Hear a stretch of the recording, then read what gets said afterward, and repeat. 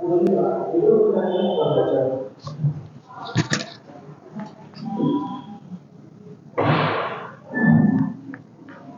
ये तो देखते रहेंगे, क्लासेस देते रहे जी। तो अभी क्या है, ये रोग वाली क्लासेस चल रही हैं। जो आपका कौन सा पेपर है, शायद 450 कोड का पेपर है, जी उसमें संक्रामक रोग वाला जो चैप्टर है जी वो अभी कंटिन्यू जी क्या है। 2 डिसीजेस के बारे में कल बात हो गई थी। 2 रोग जो थे वो कल हमने कवर कर लिए थे। एक कौन सा था हमारा, चिकन पॉक्स और खसरा। ये 2 बातें कल क्लियर हो गई थी। इसमें हमने बता दिया था आपको कि कौन कौन सी बातें आपको लिखनी है। पहली बात तो आपको यही लिखनी है कि ये जो रोग है ये वायरस से होता है कि बैक्टीरिया से होता है, किससे होता है, पहली बात ये लिख देंगे। दूसरी बात, अगर आपको वायरस का नाम भी मालूम है कि वायरस से तो होता है, वायरस कई प्रकार के वायरस इस दुनिया में मौजूद हैं, तो कौन से प्रकार के वायरस से होता है ये भी लिख दो सेकंड नंबर पे। तीसरे नंबर पे आपको फिर लिखना है कि उस डिसीज से होता क्या है, मतलब कौन सा अंग प्रभावित होता है या किस प्रकार के उसमें नुकसान शरीर के अंदर होते हैं, किस अंग को प्रभावित करता है, ये सारी बातें। ये बातें लिखने के बाद फिर आपको लिखना है कि लक्षण क्या हैं। मतलब आप स्वास्थ्य कार्यकर्ता के रूप में कैसे पहचानेंगे कि लक्षण देखेंगे पहले आप एज अ डॉक्टर कि ये चीज हो रही है, मतलब ये बीमारी इसको हो सकती है। फिर कौन सा ट्रीटमेंट उसमें दिया जाता है, फिर ये बात तो लिखनी। और उसके बाद आपको लिखना है कि स्वास्थ्य कार्यकर्ता के रूप में आपकी क्या भूमिका है, कि आप कितने स्तर तक क्या कर सकते हैं। ये बात हमारी हो गई थी। आज हमें बात करनी है पोलियो पर। तो देखिए, पोलियो एक ऐसी डिसीज है कि सभी व्यक्ति ज़्यादातर इसके बारे में तो जानते ही है ना। बहुत जानी पहचानी डिसीज है, जाना पहचाना रोग है।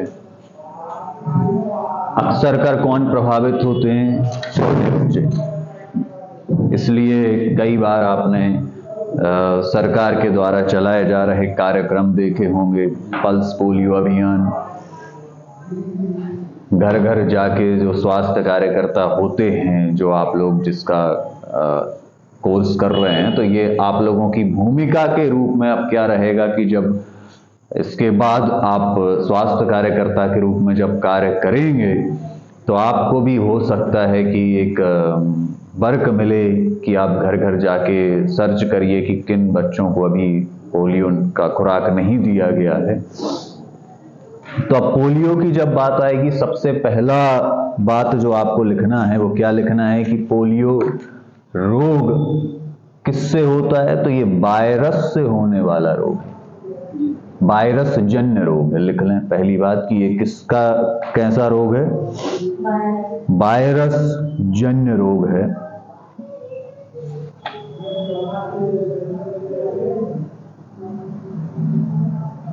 तथा आंत के रास्ते संक्रमित होता है। होता क्या है कि हम जब कुछ खा लेते हैं या कोई खराब भोजन, कोई खराब दूषित जल या कोई भी ऐसी चीज जिसमें ये पोलियो का वायरस उपस्थित था, तो ये हमारे मुंह के माध्यम से आंत में चला जाता है और फिर आंत के बाद ये संक्रमण फैलाता है।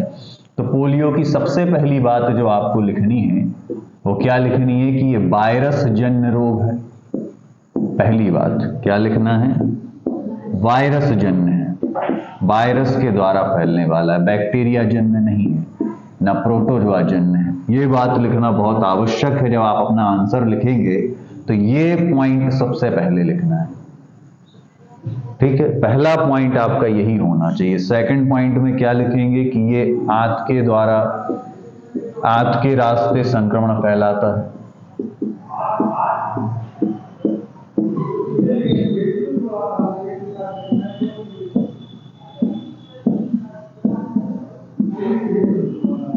अच्छा, प्रभावित कौन सा अंग होता है? वायरस तो क्या हो गया इसका कैरियर, मतलब वायरस हो गया इसका कि वायरस के कारण ये रोग होता है। फिर आंत के रास्ते इसका संक्रमण फैलता है। किस अंग पर ये प्रभावी होता है? तो ये हमारे स्नायु तंत्र को इफेक्ट करता है। दो जगह इफेक्ट डालता है। किस किस जगह? एक स्नायु तंत्र को प्रभावित करता है और दूसरा पेशीय तंत्र को प्रभावित करता है। इसमें व्यक्ति का पैर निष्क्रिय हो जाता है। तो एक तो किसको प्रभावित करता है? ये स्नायु तंत्र को और पेशीय तंत्र को। पेशीय तंतु ये दो जगह इफेक्ट डालता है। इसमें पैर कैसा हो जाता है? निष्क्रिय हो जाता है, काम नहीं कर पाता।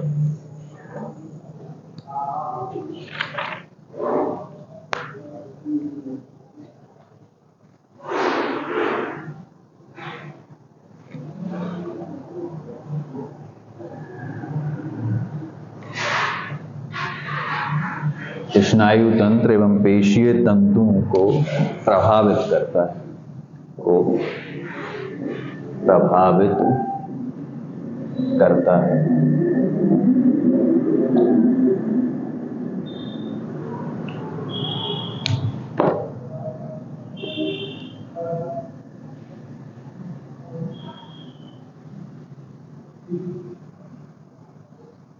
अब किस उम्र पे इसका असर ज्यादा होता है?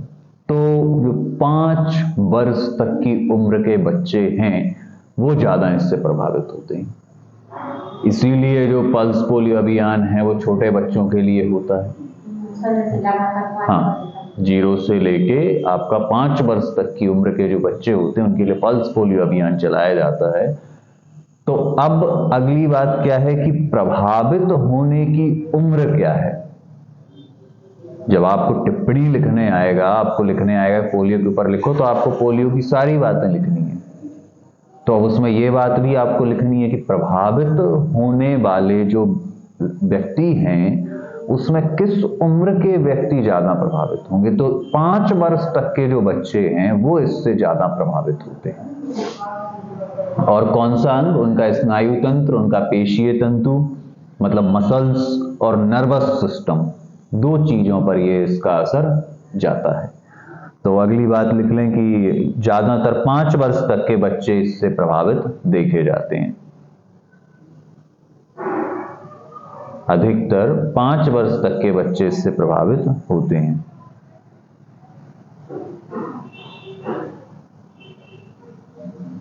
आप बुक लाई हैं? आप लाए हैं सर बुक?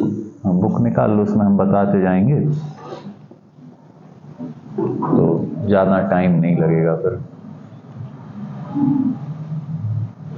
ये आपका कौन सा कोड है इसका? 450।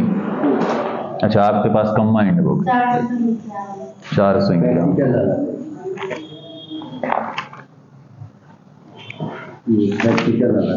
हाँ, प्रैक्टिकल वाला लगा। ये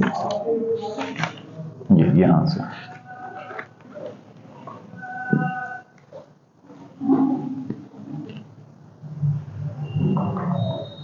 तो हमने 3 बातें देख ली, 4 बातें देख ली कि अधिकतर कौन सी वर्ष तक के लोग इससे प्रभावित होंगे। तो 5 वर्ष तक की उम्र के व्यक्ति इससे अधिक प्रभावित होंगे। अब पोलियो के बारे में जानने योग्य कुछ और बातें, क्या क्या आपको और सावधानी या आपको स्वास्थ्य कार्यकर्ता के रूप में क्या क्या और पता होना चाहिए। तो अब पहली बात क्या मालूम होनी चाहिए कि साल के कौन से महीने में ज्यादा इसका असर होता है। तो यह बरसात के महीने में जून, जुलाई, अगस्त, सितंबर में ज्यादातर फैलता है। ठीक है, इसको टिक करते जाएंगे आप लोग। क्या है कि इतना टाइम अब हमारे पास नहीं है तो टिक कर लें। फैलने का टाइमिंग क्या है? ज्यादातर बरसात के मौसम में ज्यादातर फैलता है। हाँ, गंदगी तथा घनी आबादी वाले क्षेत्र में ज्यादा फैलता है। जहां पर गंदगी है, घनी आबादी है, जैसे झुग्गी झोपड़ियां जहां होती हैं, तो वहां पर ये अधिक प्रभावित होता है। यह ज्यादातर बच्चों को प्रभावित करता है, देख चुके हैं हम कि बच्चों पर ज्यादा इफेक्ट डालता है। अगली बात, स्त्रियों की अपेक्षा पुरुष ज्यादा प्रभावित होते हैं, पुरुषों पर ज्यादा इसका इफेक्ट आता है। क्या क्या इसके वाहक हैं? तो भाई खराब जल, खराब भोजन, मक्खियां इसको फैलाने में काम करती हैं। अब अगली बात कि अगर आप समझ गए हैं डॉक्टर के रूप में, आपने ये समझ लिया कि इसको पोलियो है, तो सावधानी क्या रखनी है? पोलियो से प्रभावित बच्चों को मांसपेशी में इंजेक्शन देने से बचें। उसको मांसपेशी में इंजेक्शन आपको नहीं देना। अगली बात, मां के दूध से, पोलियो से 6 माह तक, क्योंकि मां के दूध में कल हम पढ़ रहे थे कि बहुत एंटीबॉडीज होते हैं जो बच्चों को बाहर के वायरस, बैक्टीरिया आदि से लड़ने में मजबूत बनाते हैं, उनकी प्रतिरक्षा प्रणाली को मजबूत करते हैं। तो क्या होता है कि मां का दूध भी पोलियो की बीमारी से लड़ने में हेल्पफुल है, मदद करता है।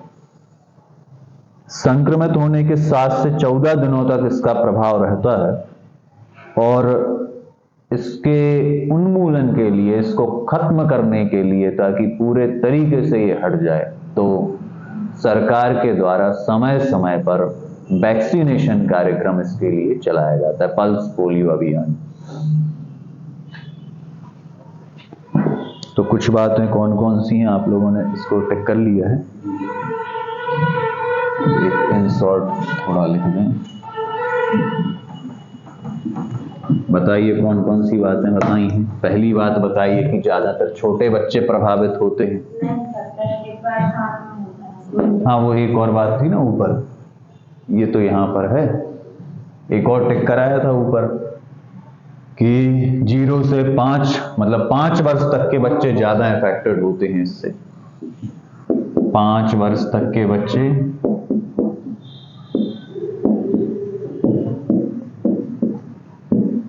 ज्यादा प्रभावित होते हैं।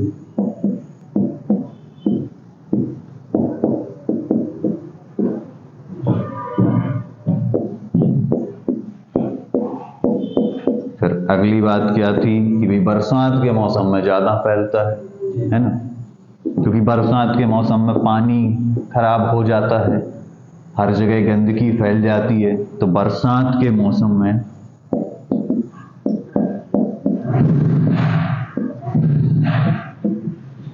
ज्यादा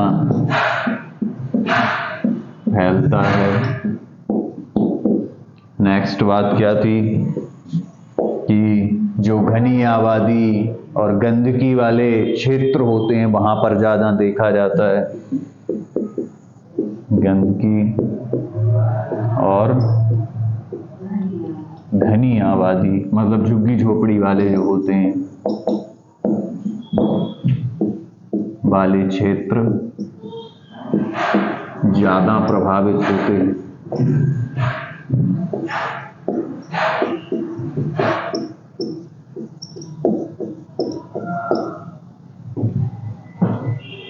फिर था हमारा कि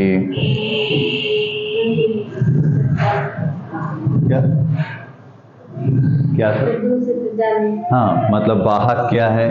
तो प्रदूषित जल, प्रदूषित भोजन,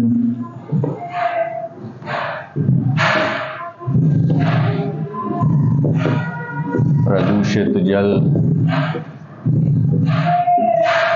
भोजन एवं मक्खियां इसकी वाहक होती हैं।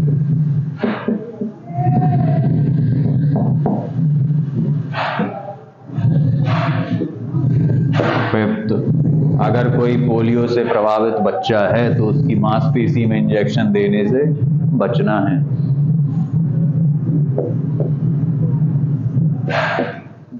पोलियो से प्रभावित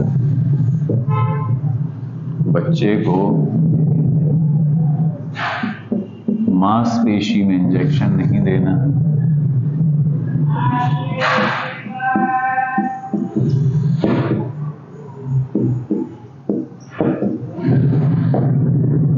इंजेक्शन देने से बचें।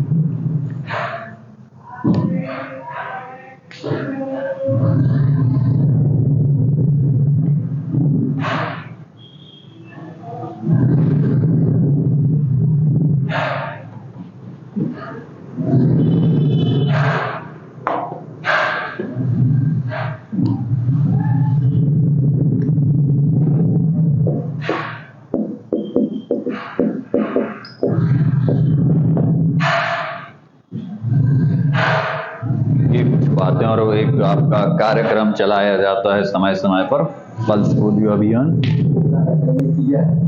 अच्छा, आपने किया है? हाँ, अच्छा। सुबह जल्दी पहुंचना पड़ता था। अच्छा अच्छा। हाँ 5 बजे से शाम को 6 बजे।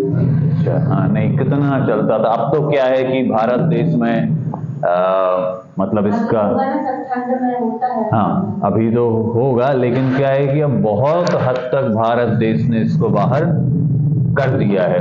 पोलियो से मुक्ति में भारत देश बहुत आगे अब निकल गया है। उतना केसेस देखने को नहीं मिलते जितना पहले देखने मिलते थे, क्योंकि पहले इतना टीकाकरण होता नहीं था। ये दवाई वगैरह जो ओरल, तो बच्चे तुरंत ही पोलियो की दवाई खिलाते हैं। हाँ अब तो ऐसा होता है कि तुरंत भी। हाँ पहले क्या है, इतनी इफेक्ट थोड़ा प्रभाव वो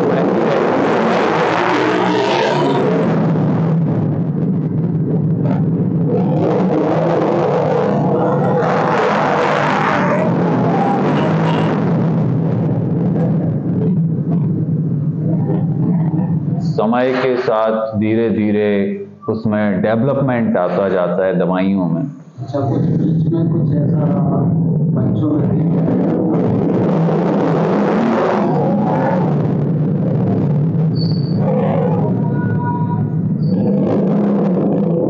जो पेरेंट्स बच्चों को कोई ग्रामीण क्षेत्र अच्छा छपा देते थे। अच्छा अच्छा, पिलाना नहीं है दवाई। हमको समझाइश देके हाँ एक बार पिला दिया तो ये हो गया। अच्छा अच्छा, दोबारा नहीं पिलाऊंगा। अच्छा, बूस्टर डोज तक नहीं जाते थे। उनको बहुत ही ज्यादा आप लोग फिर समझाइश देते थे, समझाते थे। लालच देते थे। अच्छा किसी प्रकार से हाँ पीना है। हाँ, नहीं वही है ना कि पहले समझते नहीं थे लोग, सोचते थे कि कुछ नहीं होना है इससे। अब आजकल सभी जान रहे हैं, और स्वास्थ्य कार्यकर्ता के रूप में आप लोग सबको समझा भी रहे हैं, तो वो भी एक मुख्य भूमिका आप लोगों की है।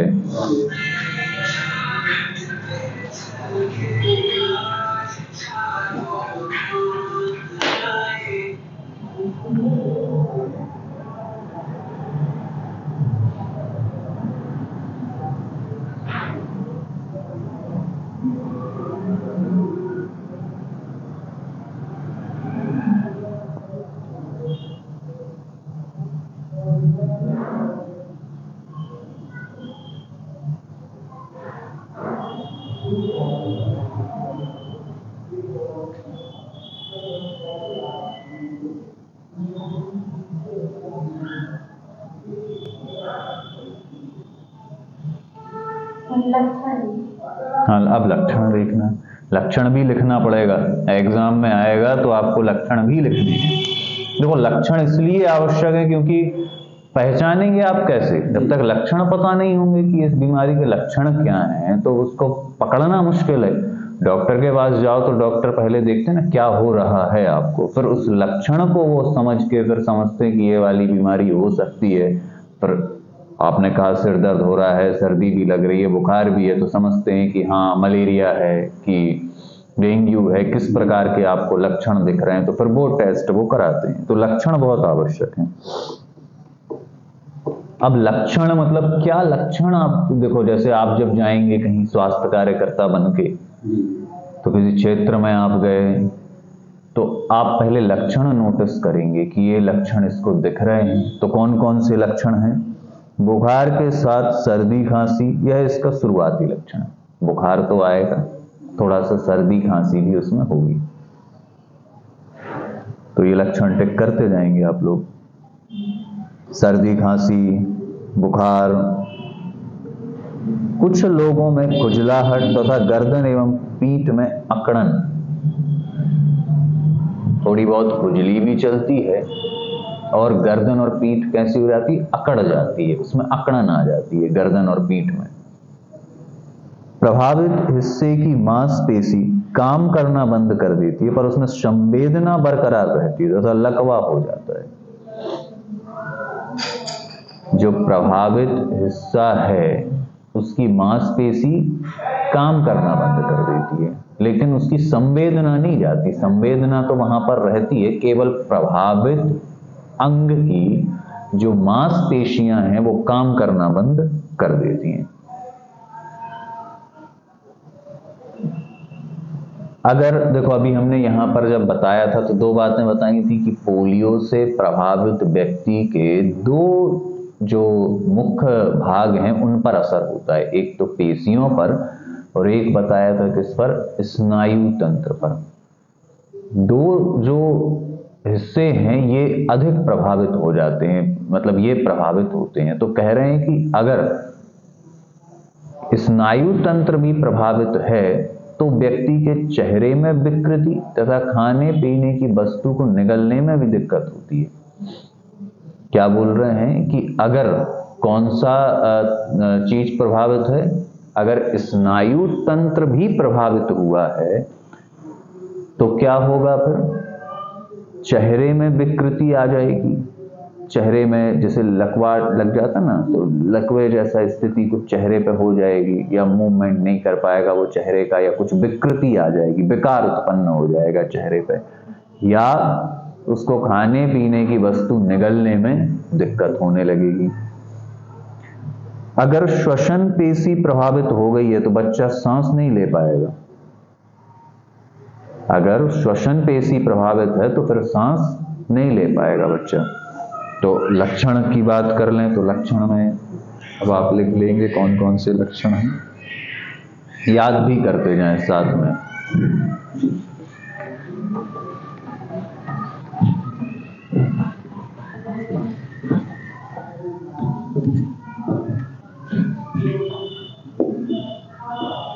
साथ में बोलेंगे तो याद हो जाएगा। लक्षण: बुखार, सर्दी, खांसी।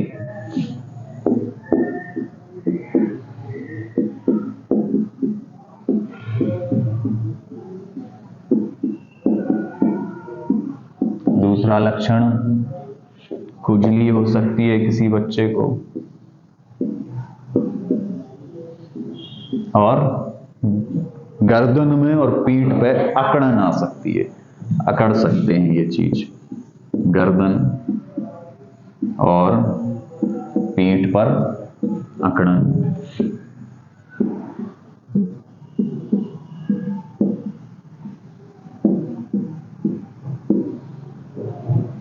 थर्ड बात क्या थी? हाँ, प्रभावित हिस्से की मांसपेशियां काम करना बंद कर देंगी।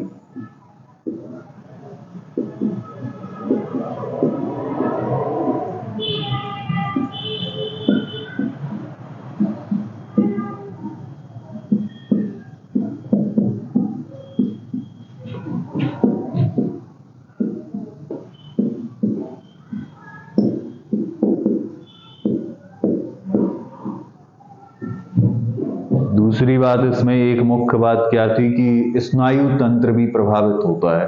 तो अगर स्नायु तंत्र प्रभावित है तो फिर चेहरे पर विकृति आ जाएगी और कुछ भी खाने पीने में, निगलने में समस्या होगी।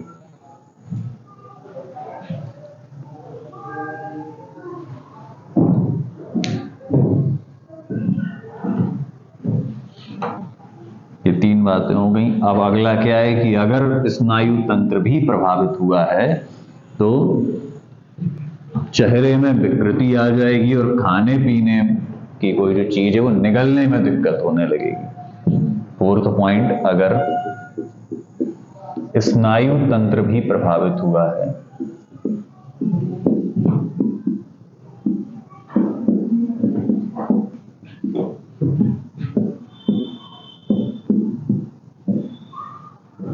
तो खाने पीने की चीज निगलने में तो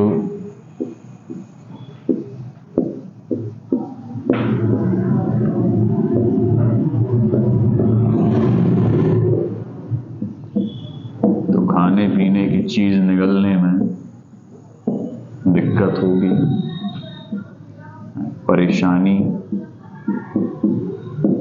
अच्छा, श्वसन तंत्र में कुछ दिक्कत आई है अगर, तो सांस लेने में दिक्कत।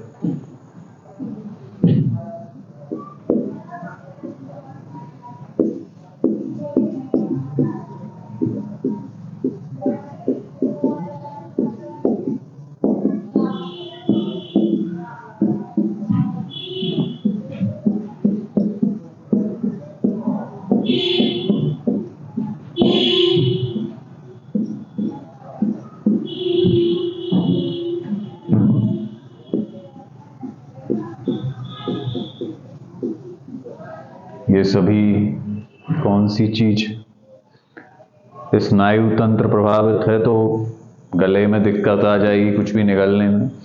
श्वसन तंत्र भी प्रभावित हुआ है तो सांस लेने में दिक्कत।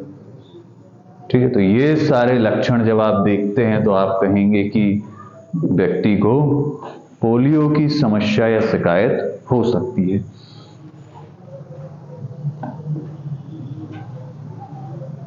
तो ये लक्षण हो गए। अब डायग्नोस की बात करते हैं, निदान। डायग्नोसिस कैसे करेंगे? तो पहले तो जांच करना है।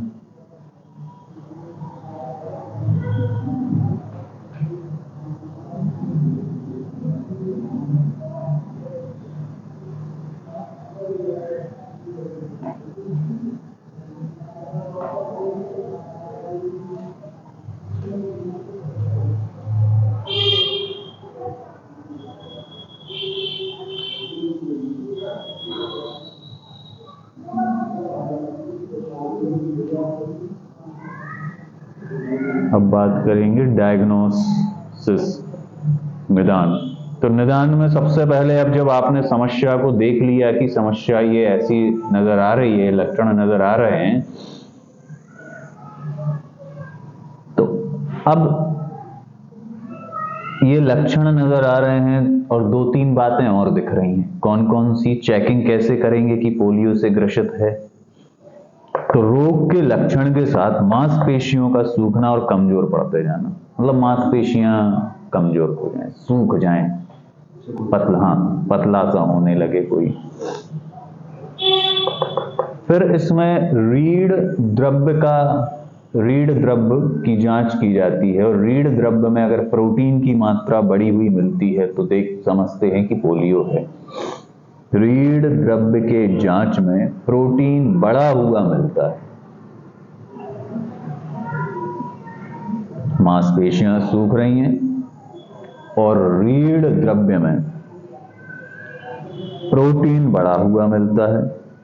मल तथा रीढ़ द्रव्य में वायरस का संवर्धन करा के वायरस के प्रकार आदि का पक्का पता चलता है। फिर इसका कल्चर टेस्ट होता है तो फिर पता चलता है। तो अगली बात हमने क्या देखी कि रोग के लक्षण जो हैं वो तो दिख रहे हैं, और ये लक्षण जो दिख रहे हैं इसके अतिरिक्त और कौन सी बात हो सकती है? सर से पूछ लीजिए कि सर 2 बजे तक रखना है कि 1 बजे तक रखना है ऑफिस में।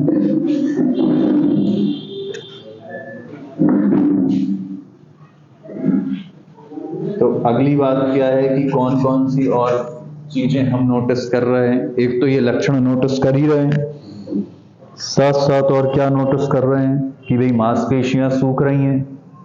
अगली बात क्या नोटिस करी कि रीढ़ द्रव्य में प्रोटीन की मात्रा बढ़ रही है। फिर कल्चर टेस्ट होता है इसका, मतलब जो लैब होती हैं वहां पर ले जाके इसको टेस्ट किया जाता है। उपचार क्या है? अब ये तो हो गई बात कि व्यक्ति के लक्षण देख के हमने पता करा कि उसको पोलियो, उसके बाद उसका टेस्ट किया गया और टेस्ट में पाया गया कि उसको पोलियो है। तो अब ट्रीटमेंट देना है। तो ट्रीटमेंट में कौन कौन से ट्रीटमेंट चलते हैं? हाँ, पृथक वार्ड में उपचार कराते हैं। ये तो हो गया कि हाँ ले जाके उसको भर्ती कराना है वहां पर। अब वहां पर होता क्या है, तो प्रभावित हिस्से को फिजियोथेरेपी द्वारा कुछ हद तक सुधारा जाता है। फिजियोथेरेपी दी जाती है तो कुछ हद तक उसमें सुधार आता है। और दूसरा, विकृत हो गए अंगों को पोलियो करेक्शन सर्जरी के द्वारा कुछ हद तक मरीज के अनुकूल बनाया जा सकता है। तो दो बातें की जाती हैं, एक तो प्रभावित अंग पर फिजियोथेरेपी और दूसरा पोलियो करेक्शन सर्जरी।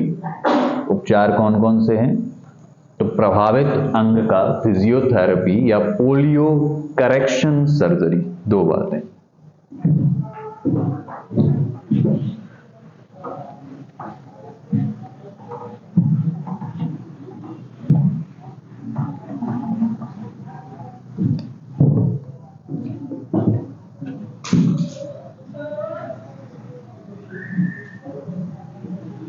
सर इसमें ये रहता है जैसे फिजियोथेरेपी है, ये तो हॉस्पिटल में उपलब्ध रहती है मशीन द्वारा।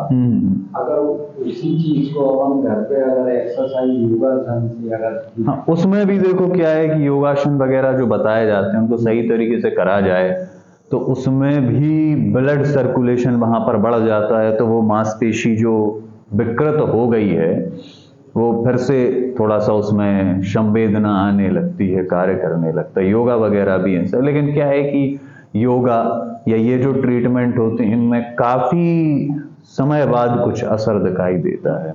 बाकी खुद अपने आप को ठीक किया है योगासन से। अच्छा, योगासन से आपने सबसे पहले दो समस्या हुई। अच्छा, सर्वाइकल स्पॉन्डिलाइटिस, हाँ हाँ हाँ, प्लस में साइटिका। अच्छा, आपको तो मैंने देखा जब मैं इंजेक्शन लगाता था उसके लिए तो न्यूरोपियन लगा देता था, थोड़ा रिलीफ मिलता था। फिर उसके आगे का हमने निकाला, अच्छा, योगासन एक्सरसाइज, उससे हमको ठीक हो गया। अच्छा, ठीक हो गया और अच्छा, केवल आपने योगा किया, उसमें कोई फिर मेडिसिन कुछ नहीं लिया, कोई इंजेक्शन नहीं, कोई पिल कुछ नहीं? बिल्कुल सर्दी में ठंडी में रोज अच्छा, 2 घंटे हाँ, इतना ही पसीना आ रहा। अच्छा सर।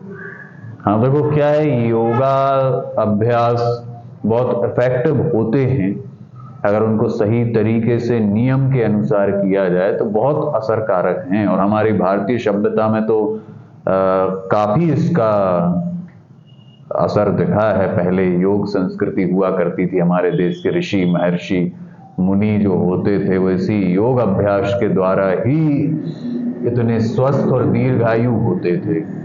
समस्या ये हाँ हाँ, साइकिलिंग भी बहुत किया है। अच्छा, लेकिन एक्सीडेंट हुआ जब से, अच्छा अच्छा, तो साइकिलिंग बंद हो गई। हाँ, कटे हुए। अच्छा अच्छा अच्छा, तो फिर भी एक्सरसाइज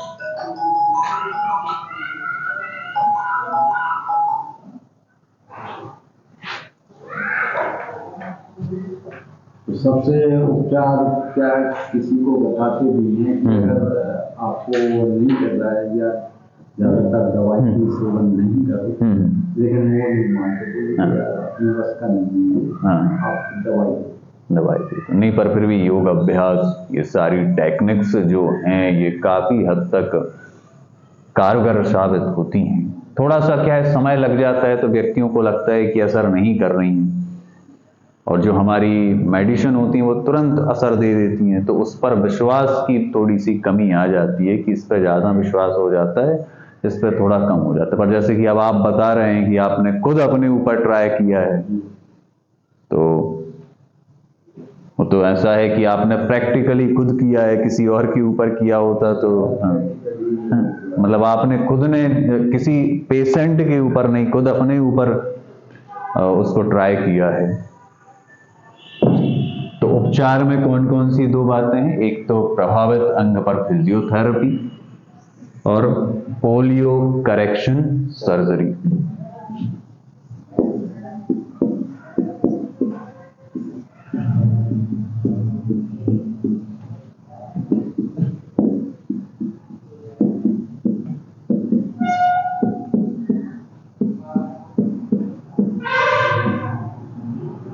फिजियोथेरेपी और सेकंड पोलियो करेक्शन सर्जरी।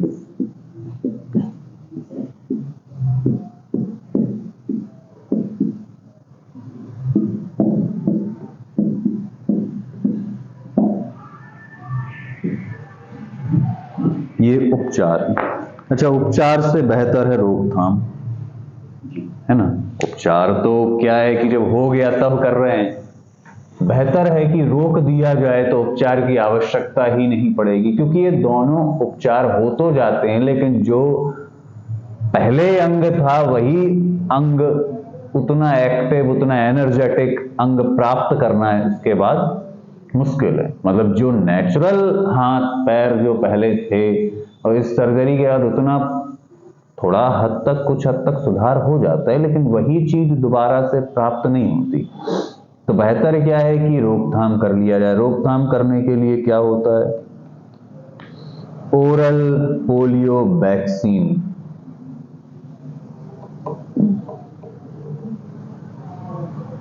जो 5 वर्ष तक के बच्चे होते हैं उनको 2-2 बूंद पोलियो की दवा पिलाई जाती है। तो एक तो ओरल पोलियो वैक्सीन, ये पल्स पोलियो कार्यक्रम चलते हैं जिसके द्वारा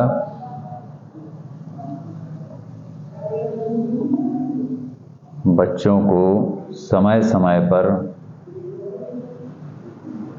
पोलियो की खुराक दी जाती है। तो ओरल पोलियो वैक्सीन इसका सबसे बेहतर तरीका है कि 5 वर्ष तक के सभी बच्चों को पोलियो की खुराक दी जाए। ये रोकथाम की बात है।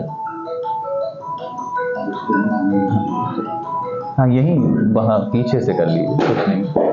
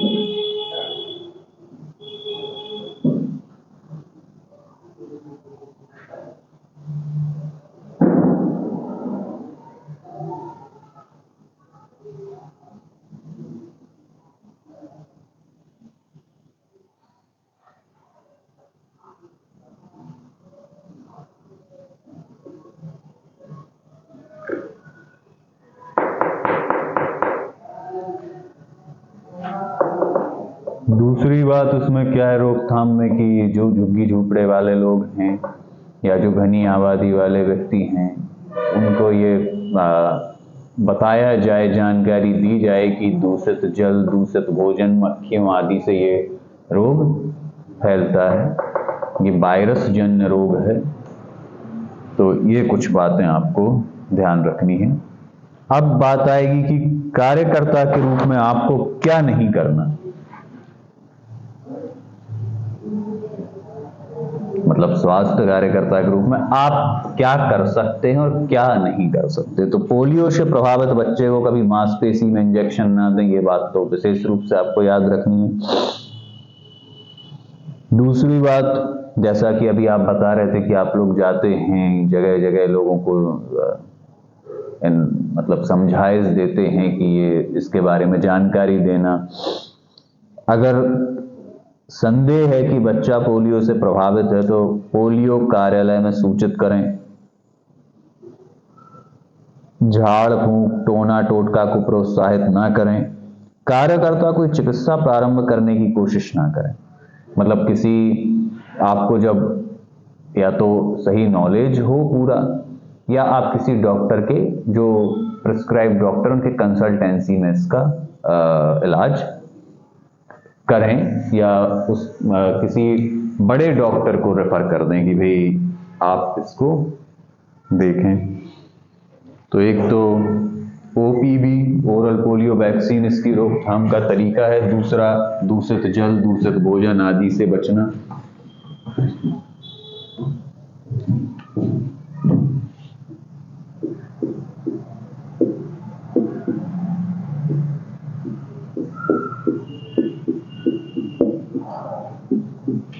ओरल पोलियो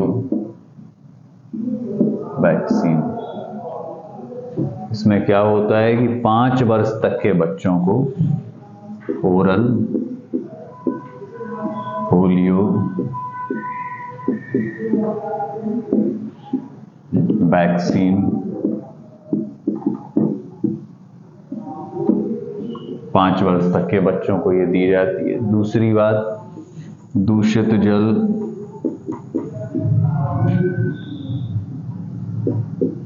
दूषित भोजन,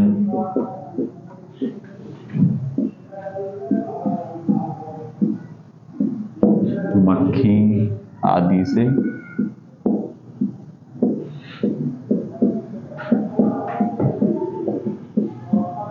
बचाव करना है। और स्वास्थ्य कार्यकर्ता के रूप में आप लोगों को जागरूक भी कर सकते हैं।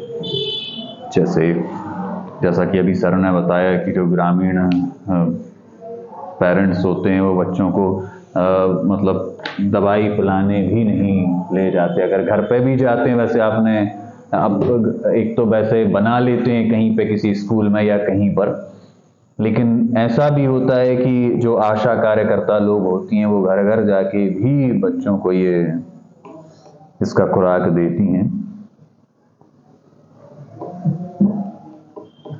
अब अगली डिसीज है, अगला संक्रामक रोग है अतिसार।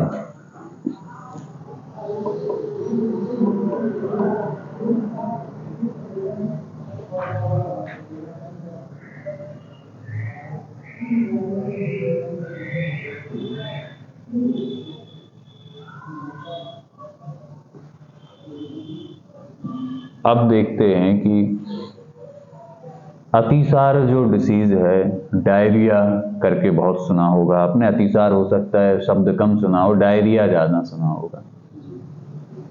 तो ये एक आम बीमारी है, नॉर्मली छोटे बच्चों में अधिक होती है, क्योंकि छोटे बच्चों की पाचन प्रणाली कैसी रहती है, थोड़ी नाजुक होती है, कमजोर होती है। होता क्या है इसमें कि दस्त की समस्या बच्चों को बहुत अधिक हो जाती है, लूज मोशन की समस्या उनको हो जाती है, और उसके साथ यदि श्लेष्मा और खून भी आए तो इसे डिसेंट्री या पैचेस कहते हैं। देखो, मल आए, दस्त आए बच्चों को तो वो अतिसार है, और उसके साथ अगर खून भी आए या म्यूकस भी आए, मतलब चिपचिपा टाइप का एक पदार्थ भी निकले साथ में मल के साथ, तो फिर उसे क्या कहते हैं कि उन्हें कौन सी बीमारी भी है, पेचिस भी है। पेचिस प्रोटोजोआ जन्य रोग होता है। यह यदि तुरंत हुआ तो इसे तीव्र, तो धीरे धीरे बहुत दिनों से है तो उसे जीर्ण डायरिया कहते हैं। अगर अभी अभी का नया नया है तो उसे कह देते हैं कि तीव्र डायरिया हुआ है। बहुत दिनों से चल रहा है बच्चे को तो कहते हैं जीर्ण है। जीर्ण का मतलब होता है क्रॉनिक, क्रॉनिक मतलब जो बहुत लंबे समय से चला आ रहा है। इससे शरीर में क्या हो जाता है कि जैसे लूज मोशन होते रहते, दस्त लगते रहते हैं, तो बच्चों के अंदर पानी की कमी, नमक की कमी, ग्लूकोज की कमी, शक्कर की कमी, ये कमियां हो जाती हैं। डायरिया में उल्टी भी होती है तो गंभीरता बहुत बढ़ जाती है। निर्जलन का अर्थ शरीर में पानी की कमी, मतलब डिहाइड्रेशन, आप लोग जानते हैं, पानी की कमी हो जाती है।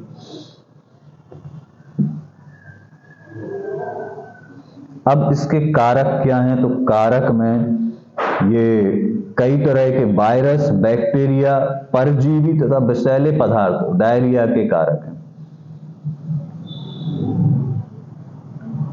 अब देखो क्या होता है कि डायरिया एक बीमारी, जैसे अभी हमने जो पुरानी बीमारियां पढ़ी हैं, पोलियो वगैरह पढ़ा है, चिकन पॉक्स पढ़ा है, ये सभी किसके जन्य थी, वायरस जन्य थी। पर ये डायरिया किससे होती हैं, डायरिया वायरस, बैक्टीरिया, परजीवी, विषैले पदार्थ सभी से डायरिया हो सकता है।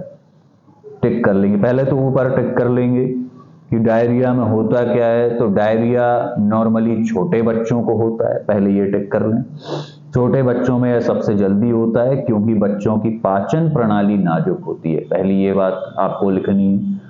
डायरिया की बात आएगी तो सबसे पहले यही लिखेंगे कि किसको होती है, छोटे बच्चों को बहुत जल्दी पकड़ती है क्योंकि उनकी पाचन प्रणाली कमजोर है। क्या देखने में आता है कि बच्चों को बहुत पतला मल, पानी जैसा मल बार बार हो रहा है, जिसे दस्त कहते हैं, और अगर उसके साथ श्लेष्मा और खून भी आए तो फिर उसको पैचिस बीमारी भी कहते हैं। और दिक्कत क्या हो जाती है, तो सबसे बड़ी समस्या शरीर के अंदर डिहाइड्रेशन, निर्जलन, पानी की कमी। फिर बॉटल चढ़ाई जाती हैं ताकि पानी की कमी दूर हो जाए।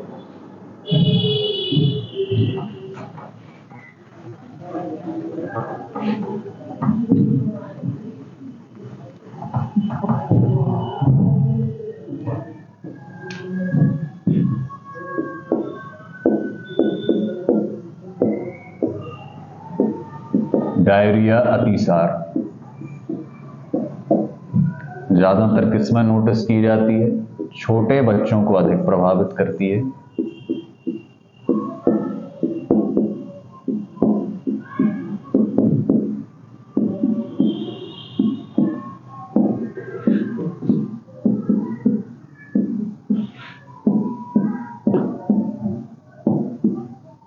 क्योंकि उनकी पाचन प्रणाली कमजोर होती है।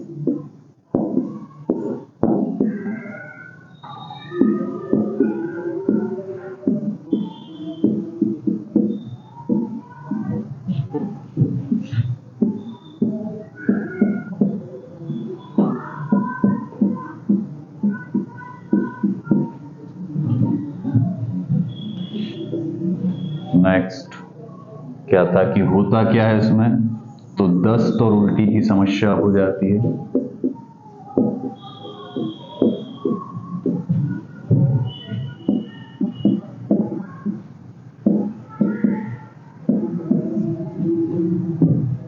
और इसी के साथ अगर मल के साथ खून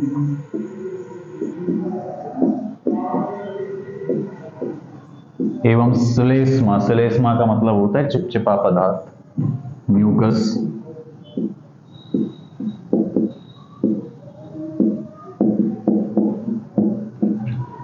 आए तो इसे पैचिस कहा जाता है। पैचिस रोग उसको कहते हैं, पैचिस या डाइसेंट्री,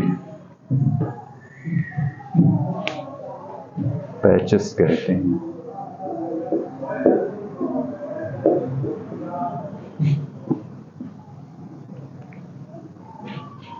और अगली बात क्या है कि डायरिया की समस्या के कारण, डायरिया होता रहे अगर निरंतर, तो शरीर के अंदर निर्जलन मतलब पानी की कमी हो जाती है, डिहाइड्रेशन हो जाता है।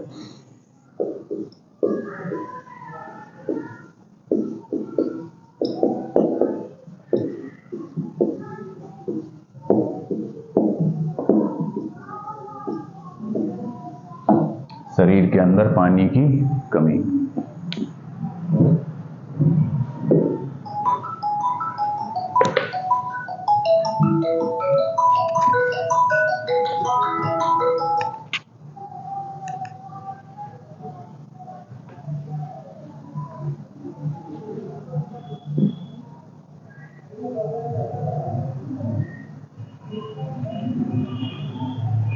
तो डायरिया की जब बात आएगी तो सबसे पहले आपको इतनी बातें लिख देनी है, ठीक है। फिर इसके बाद अभी डायरिया इतने में समाप्त नहीं हुआ, ये तो बहुत 4 बातें लिखी हैं। जैसे डायरिया के ऊपर आपको टिप्पणी लिखने आ जाए, लक्षण लिखने आ जाए। अब बात करेंगे कारण,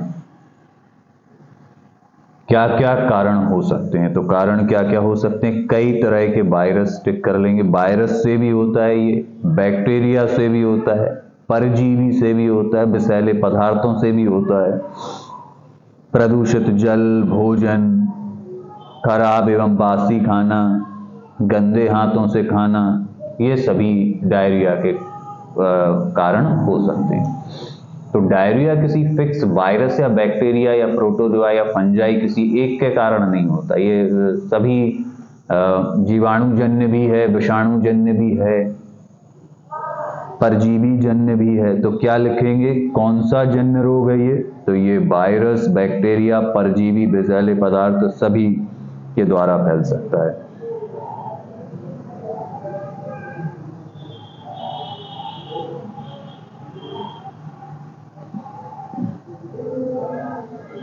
अब कौन कौन से जीवाणुओं के नाम कि डायरिया फैल रहा है, कौन कौन से जीवाणुओं के कारण?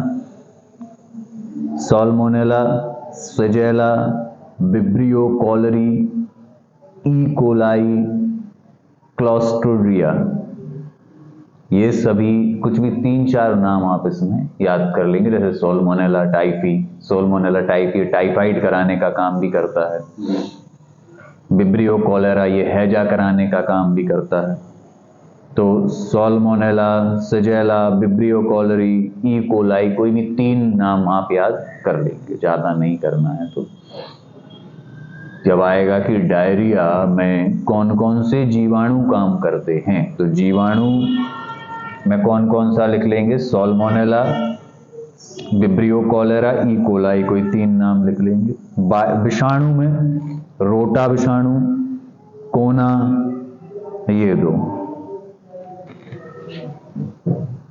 तो ये वायरस जन्य भी है, जीवाणु, विषाणु, परजीवी, विषैले पदार्थ, खराब, दूषित भोजन, दूषित जल, इन सब से ये फैलता है।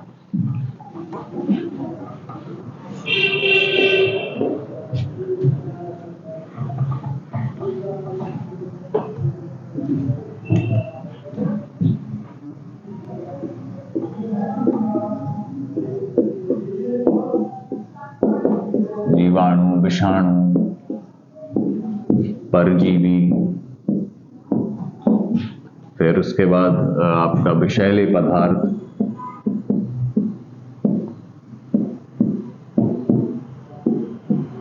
दूषित जल, दूषित भोजन,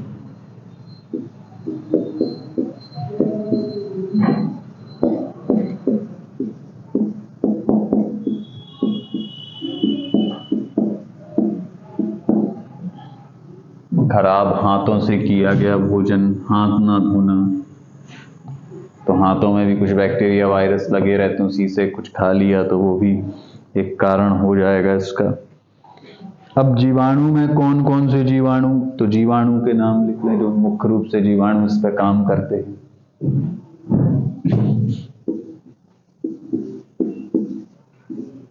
साल्मोनेला,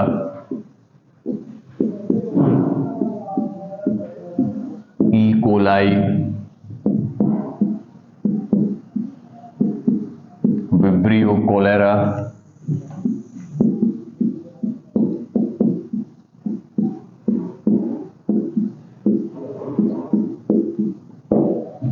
ये सभी कुछ 3-4 नाम हैं जो जीवाणु इस पे काम करेंगे।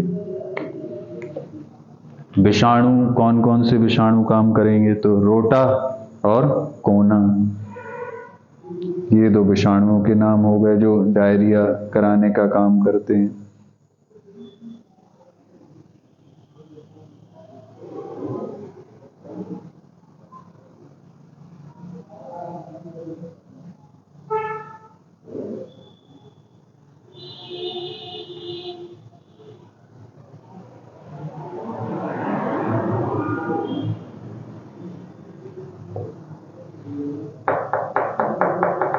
ये जीवाणुओं में नाम लिख देना और विषाणुओं में कौन कौन से नाम लिख देना, 2 नाम लिख देना, रोटा वायरस, कोना वायरस।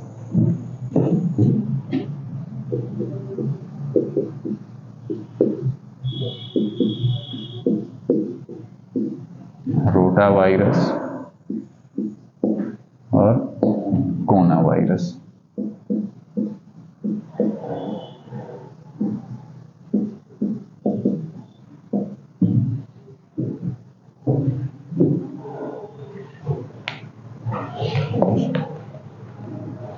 फिर परजीवी तो एंट अमीबा, हिस्टोलिटिका, लैम्बिया, जियार्डिया, एंट अमीबा, हिस्टोलिटिका, जियार्डिया, लैम्बिया, ये परजीवी में नाम लिख दें।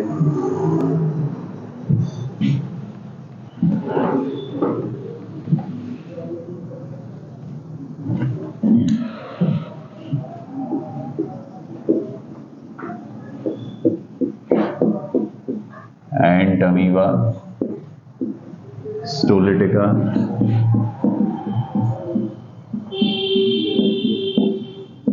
जियार्डिया, लैम्बिया।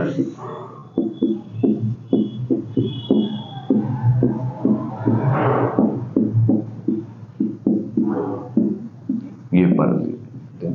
देखो अतिसार हमने देखा कि अतिसार जो बीमारी है ये जीवाणु, विषाणु, परजीवी तीनों से होती है। तो कौन कौन से जीवाणु कराते हैं? सोल्मोनेला, ई कोलाई, विब्रियो कोलेरा। जीवाणु में ये 3 नाम लिख देना। कौन कौन से विषाणु अतिसार कराते हैं? तो रोटा और कोना। परजीवी कौन कौन से? एंट अमीबा, हिस्टोलिटिका, जियार्डिया और लैम्बिया।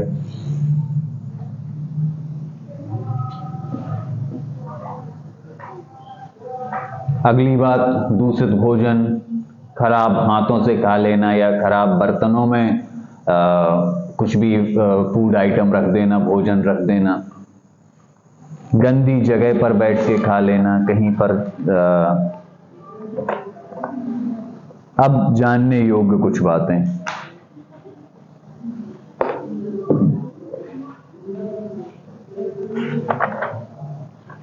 डायरिया में 2 बातें हो गई। डायरिया की बेसिक इंफॉर्मेशन कि क्या क्या उसके बारे में आपने देखा।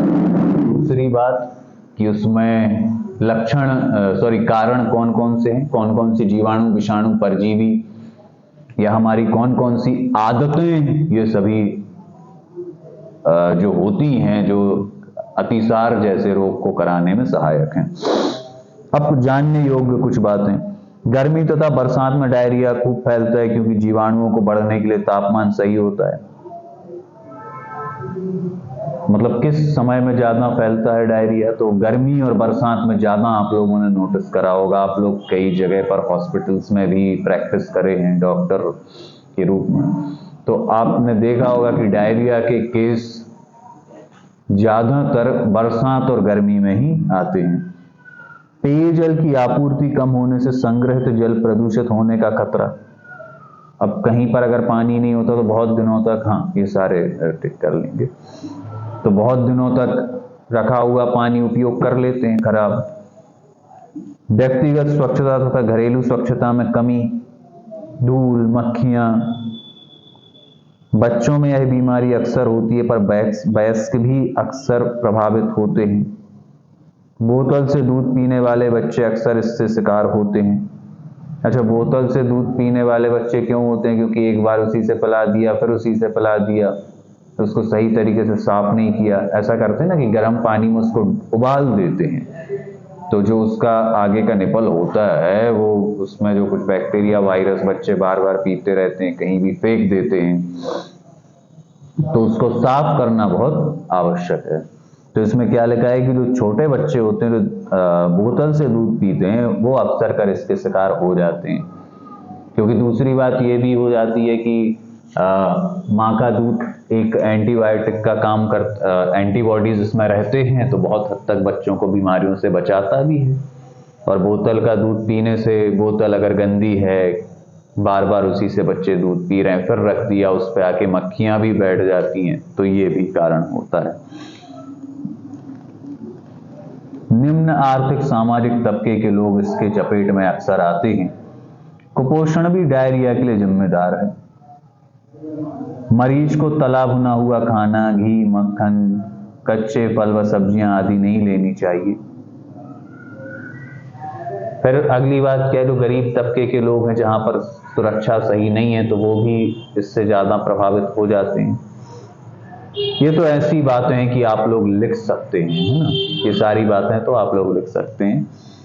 मरीज को तला भुना हुआ नहीं खाना देना चाहिए, क्योंकि देखो वैसे ही उसका पाचन तंत्र, डायरिया हो गया है तो पाचन तंत्र कैसा है, अभी कमजोर है, फिर उस पर तला भुना घी मक्खन कच्चा कुछ फल फूल सब्जियां, तो इसमें फिर डाइजेस्ट करने में उसको और दिक्कत होगी। वही चीज मानते हैं। हाँ हाँ, वही क्या है देखो कि उस वक्त 10-15 दिन का गैप कर देते हैं।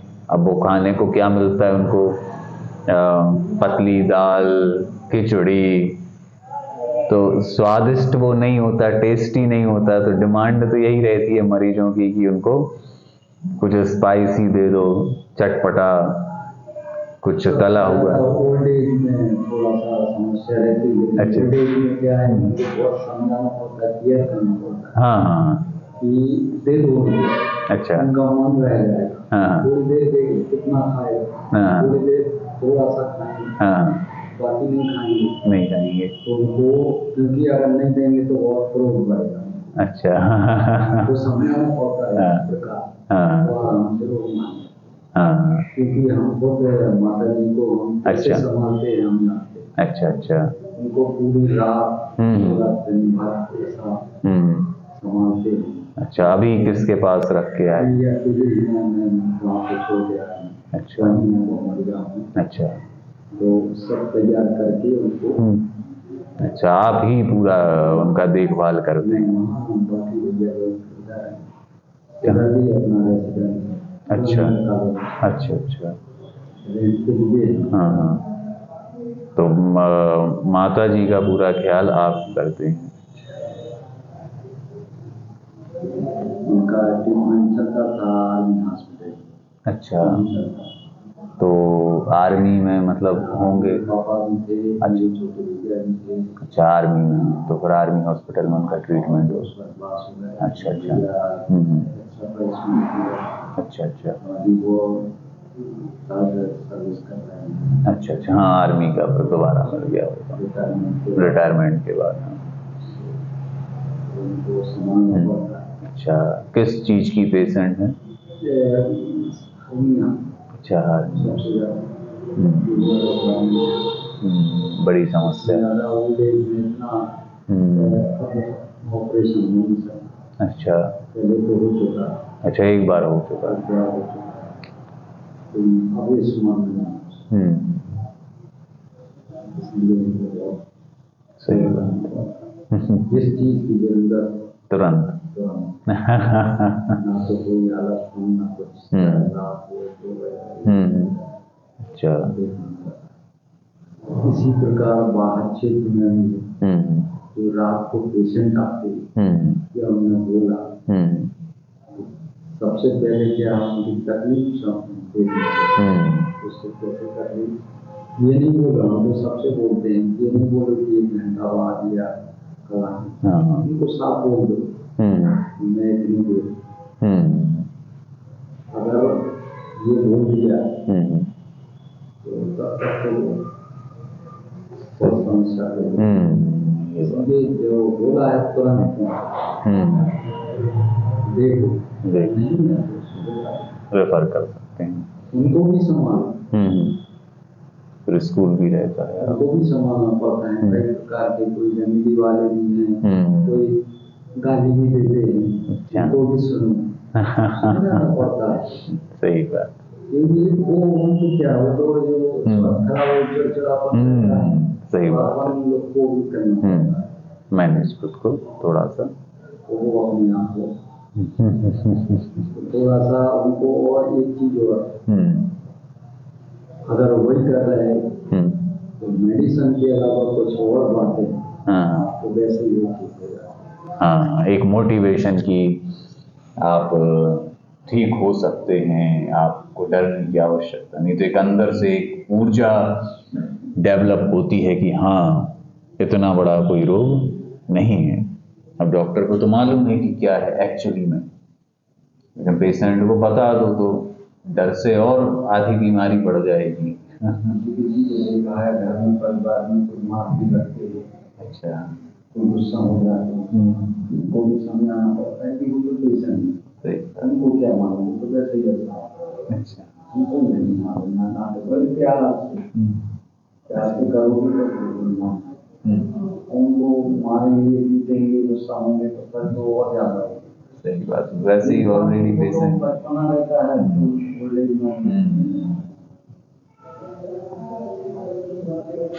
लेकिन उसमें तो अपन प्रैक्टिकली ये तो कर रहे हैं, इसमें जो रहता है वो तो करना पड़ेगा, लिखना पड़ेगा। सही बात, ये तो लिखने का है, थ्योरी है, वो तो करना पड़ेगा, वो तो पढ़ के आपको लिखना पड़ेगा, क्योंकि प्रैक्टिकली आपको नॉलेज है और थ्योरेटिकली लिखने वाली बात है।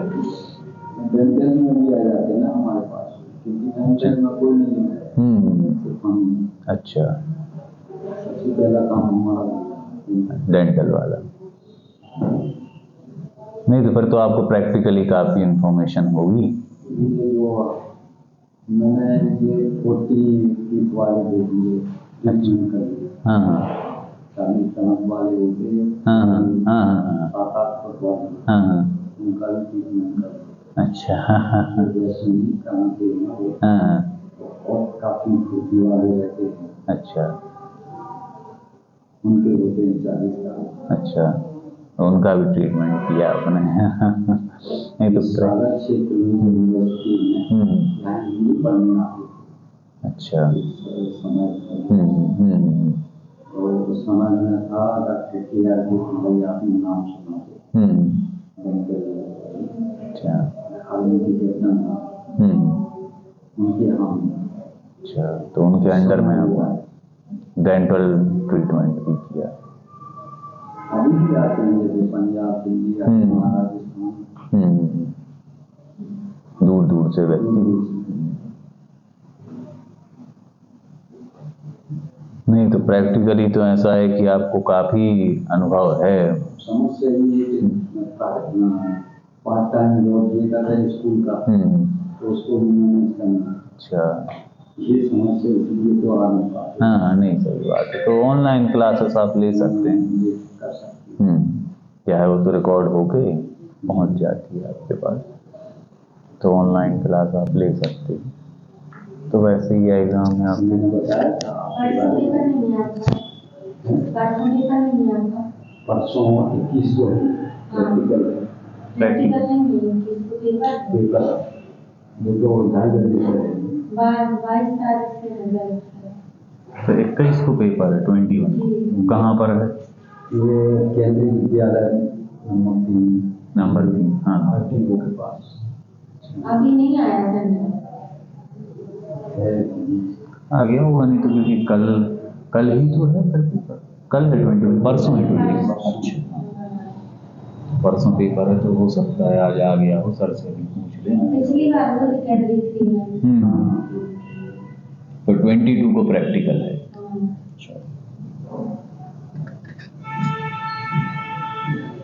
तो इसमें हमने देखा कि अब इलाज हमेशा ORS घोल से आरंभ करें। ORS घोल इसमें दे दिया जाता है ताकि जो पानी की कमी हुई है, जो कुछ सॉल्ट मिनरल शरीर के अंदर से निकल गए वो मैनेज हो जाए। डायरिया ज़्यादातर गंदगी से फैलता है, मुख्य इसका कारक गंदगी है, या तो गंदगी वाली जगह में रहें या फिर अच्छी साफ सुथरी जगह में रह के भी जो आदतें हैं उनको सुधारना है, जैसे हाथों को हमेशा साफ पानी और साबुन से धो के ही भोजन करना चाहिए, या भोजन को रखना या पकाना जो है तो पूरी स्वच्छता के साथ।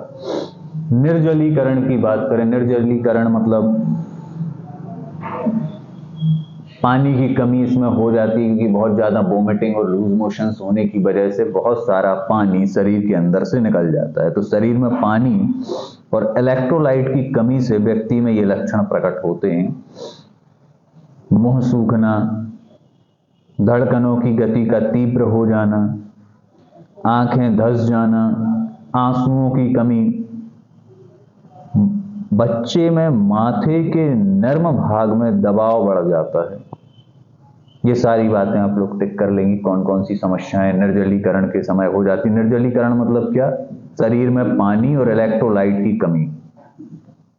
किसकी कमी हो गया? पानी की और इलेक्ट्रोलाइट की कमी हो रही है। होता कौन कौन सी चीज़ें देखने में आती हैं जब ये